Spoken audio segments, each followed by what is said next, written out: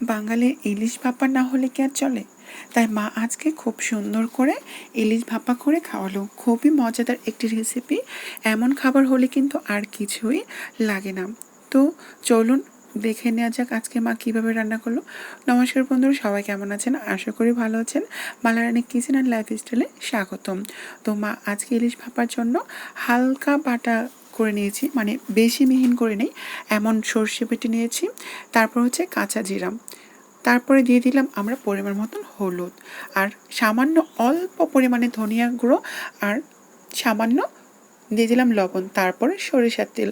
হ্যাঁ, সরিষার তেলটা কিন্তু অবশ্যই দেবেন, কম পারেন বেশি পারেন সরিষার তেলটা দিতে একটু দিলে পরে ভালো হবে। তারপরে মা সুন্দর করে এটাকে মাছের সাথে একদম মেখে নিচ্ছে। ভালো করে মিক্স না হলে কিন্তু খেতে ভালো লাগবে না।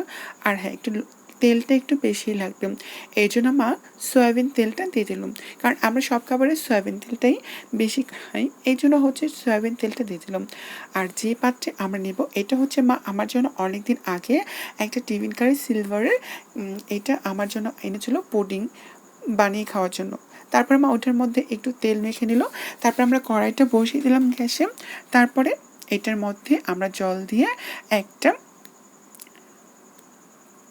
একটা লোহার একটি যাই হোক, ওটার নামটা আমি মনে করতে পারতেছি না, ওটা বসিয়ে দিয়ে তারপরে হচ্ছে আমরা যে পাত্রে আমরা তেল দিয়েছিলাম টিফিন কারি বাটি, ওটার মধ্যে সুন্দর করে আমরা মাছগুলোকে দিয়ে দিচ্ছি। আর যে মাছের মধ্যে যে সরিষা ছিল সম্পূর্ণ দিয়ে হালকা পরিমাণে একটু জল দিয়ে দিচ্ছি, কারণ কি মাছগুলো তো একটু সিদ্ধ হতে হবে। তারপর মা সুন্দরভাবে ঝেঁকে নিল। তারপরে তেজপাতা দিল। তারপরে আরেকটু দিয়ে দিল শুকনো লঙ্কার গুঁড়ো, কারণ আমরা যেহেতু মরিচটা আরাম দেবো এই জন্য মা শুকনো লঙ্কার গুঁড়োটা দিল। তো তারপরে মা আনাম কিছু শুকনো লঙ্কা সুন্দরভাবে দিয়ে তারপর ঢেকে এখন কড়াইটা আমরা বসিয়ে দিয়েছিলাম, হালকা করে গরম জল কিন্তু হয়ে গিয়েছে। এখন মা সুন্দর করে বসিয়ে দিলাম। আর দেখুন আস্তে আস্তে বলক পাড়তেছে। আর এখন আমরা প্রায় 20 মিনিটের মতন ঢেকে রেখেছিলাম। ঢেকে রাখার পরে দেখুন কি সুন্দরভাবে বলক পাড়তেছে, প্রচুর বলক বেড়েছে। তারপর আমরা ঢাকনাটা আবার এভাবে 2বার করে রেখেছিলাম।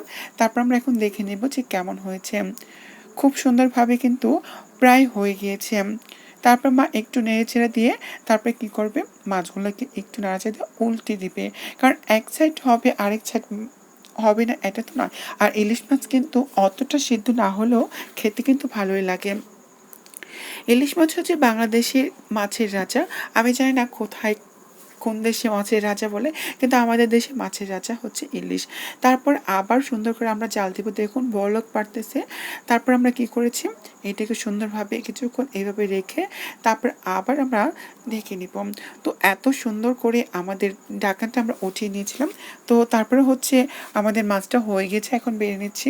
খুবই টেস্টি একটা খাবার। অবশ্যই সবাই দেখে অবশ্যই কমেন্ট করবেন কেমন লেগেছে আপনাদের এই রেসিপিটি। অবশ্যই আপনারা বাসায় বানিয়ে খাবেন আর কমেন্ট করবেন। আর হ্যাঁ, আরেকটা কথা বলবো, আপনাদের একটি লাইক এবং কমেন্ট কিন্তু আমরা অনেক অনুপ্রাণিত হই।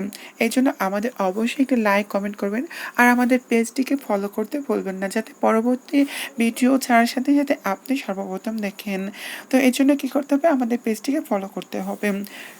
তো ধন্যবাদ, সবাই ভালো থাকবেন, সুস্থ থাকবেন। আর হ্যাঁ, ওই বোম্বাই মরিচটা এত ভালো ছিল বলে বোঝানো যাবে না। আমি একাই অর্ধেক খেয়ে নিয়েছিলাম, অনেক ভালো লেগেছিল। ধন্যবাদ সবাইকে, ভালো থাকবেন।